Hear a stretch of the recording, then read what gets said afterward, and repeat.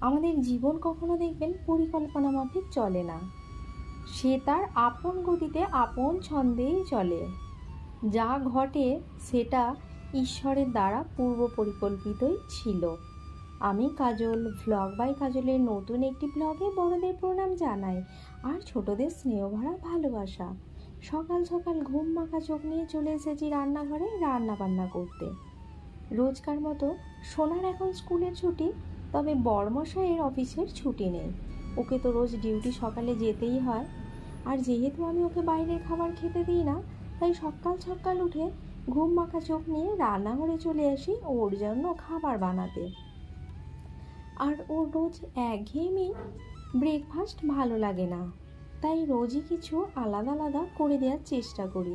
আজকে তাই বানাচ্ছি সাবুদানার পোলাও, আর লাঞ্চের জন্য বানাচ্ছি এঁচড়ের তরকারি, ডিম সেদ্ধ আর লাউয়ের খোলা ভাজা বা ছেঁচকি যাই বলেন না কেন তাই একটা। দেখবেন আমরা না আমাদের জীবনে অনেক কিছু পরিকল্পনা করি, আমাদের সন্তানের ভবিষ্যৎ নিয়ে অনেক কিছু পরিকল্পনা করে থাকি। আমার সন্তানকে এই পড়াবো, এই করব, ওই করব, কিন্তু দেখবেন সেই মতো চলে না।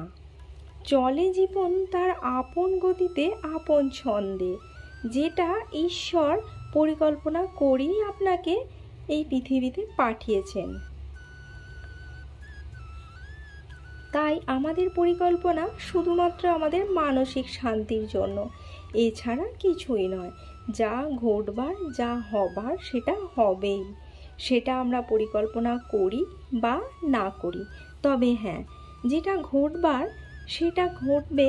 দুর্ঘটনা হলে হয়তো আমাদের চেষ্টার জন্য একটু কম ঘটতে পারে, খুব ভালো কাজও আমাদের চেষ্টার জন্য আরও ভালো হতে পারে। অনেক সময় ধরুন আপনার দুর্ঘটনা আছে, কিন্তু আপনি যদি একটু সাবধানে চলেন তাহলে সেটা হবে না। আপনার খুব ভালো কাজের যোগ আছে, আপনি পড়াশোনায় ভীষণ ভালো, কিন্তু আপনি যদি চেষ্টা না করেন তাহলে কখনোই এগিয়ে যেতে পারবেন না। ঈশ্বর আপনাকে দিয়েছে, সেটা আমাদের কাজে লাগাতে হবে।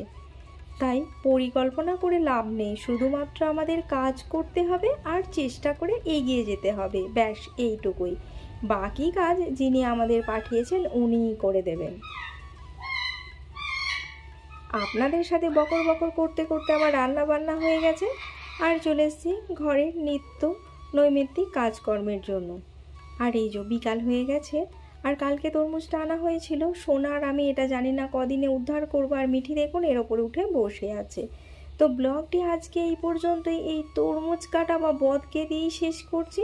যদি ভালো লেগে থাকে একটা লাইক, শেয়ার, কমেন্ট করতে ভুলবেন না।